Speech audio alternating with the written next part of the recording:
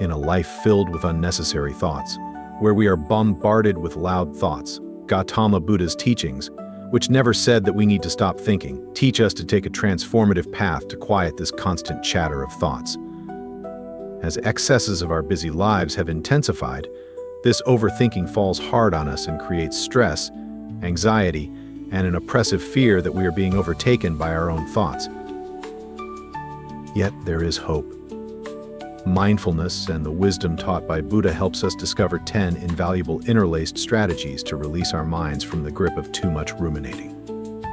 Number 1. The art of mindfulness. Picture mindfulness as a smooth, slow-flowing stream, calm, steady grace to its waters, rejecting lost branches, leaves, and all the silt build-up obstruction it can avoid.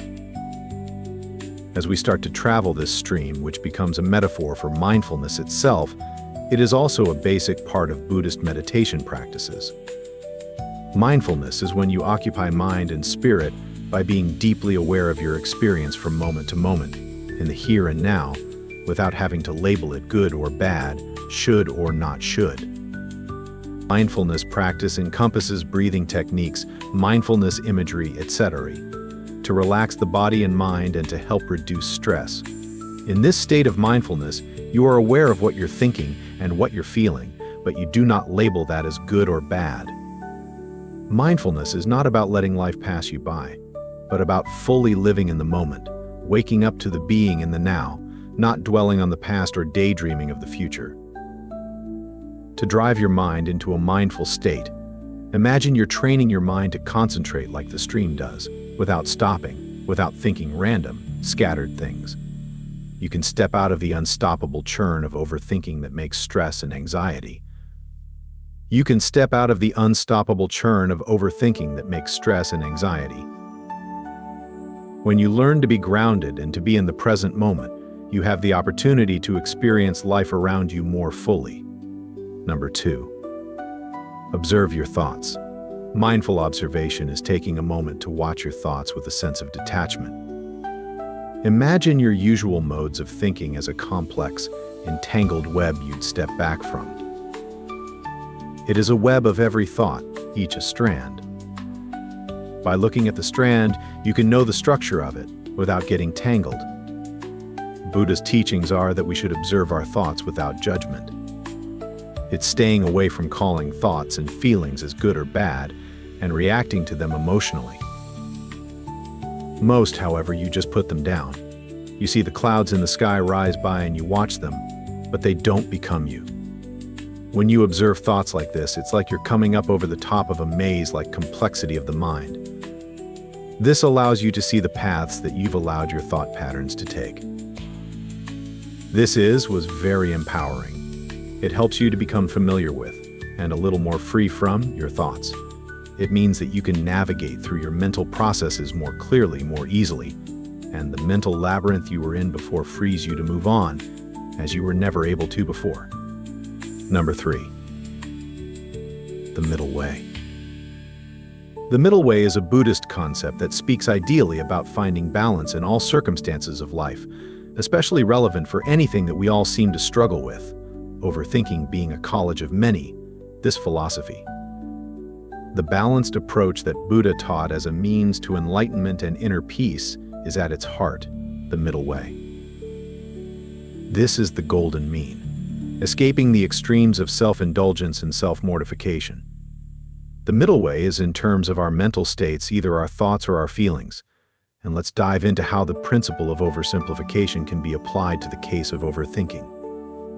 Overthinking often means getting stuck in loops on a single thought or a bunch of them, endless loops. The loops so endless that the paralysis caused by analysis is almost physical.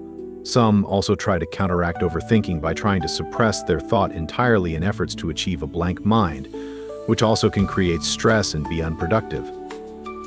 We learn from the middle way how to move between these extremes. This is the practice, rather than clinging to a thought and making it the center of all attention. It is simply to notice it and leave it alone. Letting the thoughts run wild isn't what's meant by not thinking. It's seeing them fly without judgment, without being the key word. It says the same thing about fighting thoughts too, that while fighting them may seem like a good idea, as you do it, it only creates resistance, causing the thoughts to become further and more deeply entrenched. Instead, Buddhism urges us to gently release our investment in thoughts so that we might live in the state of mind of clarity and calm. It means we can walk this tightrope known as the middle way, walking between the poles of extreme and immoderate. True serenity is found in this equilibrium. Yet, as my mind wouldn't allow me to simply think and be present, I didn't want to force my mind into silence, and I didn't want to be swept away by the currents of overthinking either. We can live a more mindful, serene life by not allowing ourselves to have a peaceful coexistence with our thoughts. This may take the form of practical meditation practices using the breath or bodily sensations to anchor the mind, to keep it here, as opposed to being distracted into thought. What it also means is building a mindset of self-compassion, knowing that thoughts are normal, as it puts no one down, or portrays weakness or failure due to running the show in one's head. It is by enlightenment of the middle path that one may be helped to overcome the overthinking by possessing a compassionate, practical way suited for all, encouraging balance, acceptance, and mental peace. Number 4. Let go of attachments. In Buddhism, you have to understand because clinging too tightly to desires can cause you suffering. Like this, if we cling too hard to our thoughts, we can turn into an overthinker. Becoming freed from this cycle can be very hard. To escape it, Buddha has taught us to learn the wisdom of letting go, quite literally, especially with regard to letting go of thoughts. You've got to understand that thoughts are transient. They come and they go, and they don't have to be who we are. This means, in practice, observing your thoughts without any judgment attached. When the thought keeps coming back to you, notice that it is nothing but a fleeting thought. It doesn't have to dictate your emotions or actions, and you don't have to hold on to it. This mindset embracing of it means you're less present, less of a quotient to your thoughts that never happened, and the ones that will. It can make you have more clarity in mind and be more balanced in life. Remember, what you think is only a thought. They don't have the power to control your life. They will pass away, like things floating in the sky, and you will be at peace in the absence of what they come to be. Number 5. Cultivate compassion. In Buddhism, they term compassion a key pillar of emotional well-being, called karuna. Compassion at its roots is the deep yearning to address the suffering, to the extent that we can, whether it's our own or that of others. This is not just understanding, but instead a compassionate, active intention. Compassion, however, can be a very effective antidote to overthinking when it takes hold. Worrying and chewing over the negative things that could happen can, especially things that won't probably happen, are ways of overthinking, which often makes you feel miserable or stressed out. Compassion helps to break this cycle by giving us the space to notice the distress we're feeling without judgment. This is the first step in cultivating compassion. It's about recognizing the pain without self-criticism or harshness. If we admit our distress, we can then commit to looking for and finding relief, being kind to ourselves as we would be to a friend in distress. Self-compassion, merely practice of caring and taking care for ourselves in the same way as we would do for someone that we love who is suffering. It's about telling ourselves it's hard right now, and that's okay to feel sad. Let's get through this together. Self-compassion helps to quiet the inner critic, which can often fuel overthinking. It's relentless, churning that critical voice over and over that makes us feel not good enough, not skilled enough, that just exacerbates anxiety. Practicing self-compassion redirects that inner dialogue to one that is friendly, kind, and supportive. Think of your mind as a tempestuous sea, and overthinking is like a storm. The soft, humble breeze that you need to calm the waters is the compassion. Response to suffering with compassion is like any other skill. It takes practice. The more we practice it, the more natural it is and the quieter our minds will get. With more compassion for ourselves, we might also naturally extend that to others. The mere fact we recognize our shared humanity and understand we all want to diminish suffering a common desire, can leave us more connected to one another, feel more empathy, and understand.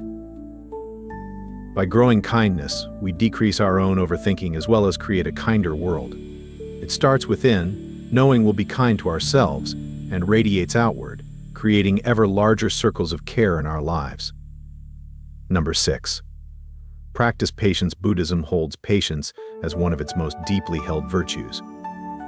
Patience is necessary for getting up and down in life. This is the soothing remedy to the self-inflicted wounds of impatience and restlessness that, rather than being soothed further, give birth to overthinking and mental turmoil. Practicing patience is to practice calm endurance in the face of what is happening now, the natural unfolding of events.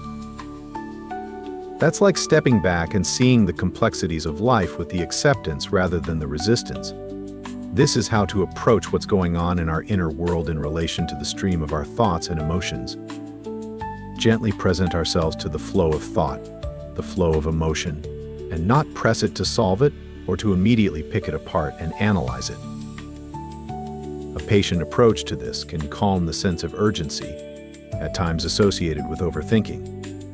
When we don't solve everything right away, we open up our mental process to unfold naturally.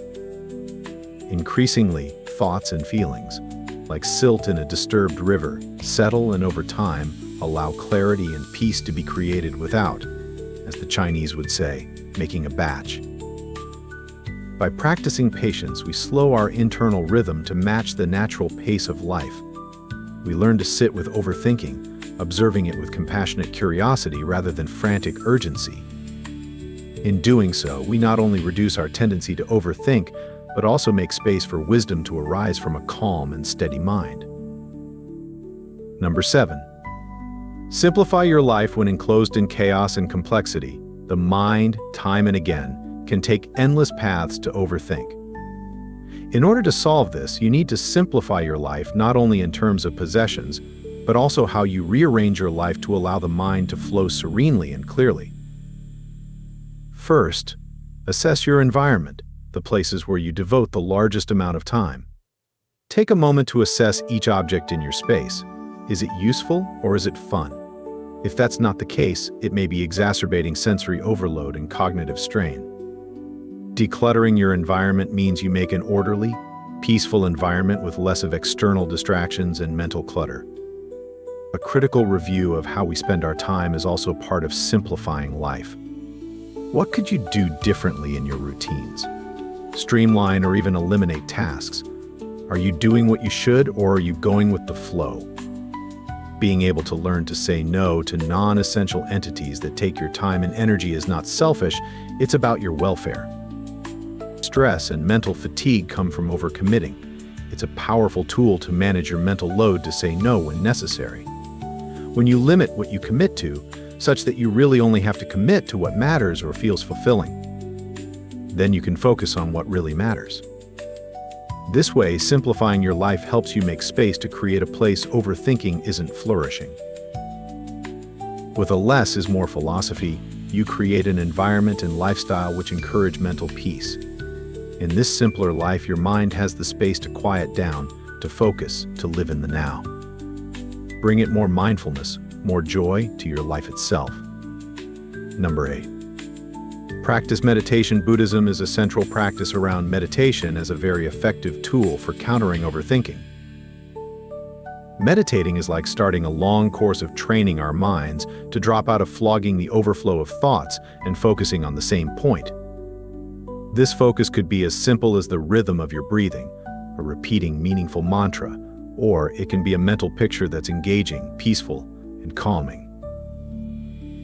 When your thoughts are determining power, as you meditate, you gently learn to bring them back to anchor if you notice them be drawn up a path of analysis. It's as if we become intentionally aware of retraining our thoughts out of this ingrained cycle of overthinking that can seem like it works on its own. Regular meditation practice starts to prepare an inner environment of calm. This sense of tranquility keeps growing over time, and this externalizes its presence over your day-to-day life. This is not a quick fix, it's a gradual process of mental training. You deepen your meditation skills, and deepen your capacity to maintain inner equilibrium as life inevitably changes. It teaches you to watch your own thoughts without losing yourself in them and helps you gain a higher degree of mental control and serenity. Number 9, focus on helpful thoughts. Right thought or right thinking, as it is put in Buddhism, is one of the key components of a mindful and wholesome life. The underlying notion to this is to be aware of the thoughts you allow in your mind. According to Buddhist teachings, we should think consciously about thoughts that assist in the welfare both of ourselves and of others. This exercise plays out when you choose to focus on thoughts that are positive and constructive for yourself, but for those around you as well. They might be thoughts of kindness, compassion, generosity, of gratitude. If we do so, we're creating a headspace where those thoughts can germinate and make us act and behave in constructive ways. We also need to release thoughts that are not helpful, like anger, envy, resentment, or worry. When we notice them and let go of them, then we open up mind space that otherwise would have been occupied by overthinking or focusing on the stress-inducing topics. It's a practice of intentional shaping of our mental landscape in a way that helps it be peaceful, compassionate, and well.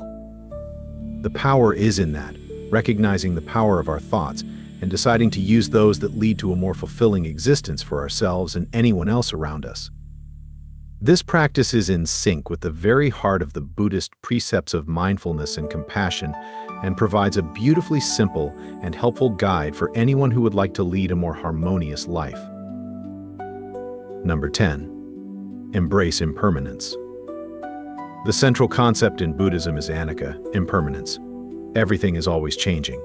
It's in a constant flux. It teaches that everything's always changing. Impermanence can be very liberating when used on the issue of overthinking. It's about seeing the overthinking, all things, as temporary. Same as seasons come and go, we also come and go mentally. With impermanence, we learn to live in a way that conveys a surprising ease in our lives. Acceptance allows us to loosen that crazy need for control and certainty in a world that is ever-changing. For listening. At times, we may be overthinking, but then we know that it will pass. It brings us the reminder that even our most devastating thoughts and strong emotions are not forever, so we can be more distant and compassionate towards them. There are timeless teachings of Buddha to free our minds from the cycle of overthinking. It is these teachings on mindfulness, beginning to observe our thoughts without judgment, and on the middle way, not going to extremes with our mental processes. What helps us be more peaceful, mindful, is letting go of attachments, cultivating compassion, practicing patience, simplifying the life, engaging in meditation, focusing on the helpful thought, and embracing the impermanence. With Buddha's wisdom, we are walked through the stormy seas of our thoughts and emotions, toward the calm stream of mindfulness. The application of these teachings in our everyday lives helps break us free from overthinking and stress and anxiety and promote inner peace. As we step onto this amazing revolution, not just for our own sake, but for the good of humanity, one thought at a time, we feel relief and more. Thanks for watching. If you found this video helpful, like, share, and subscribe our channel and stay tuned with us for more meaningful and helpful videos.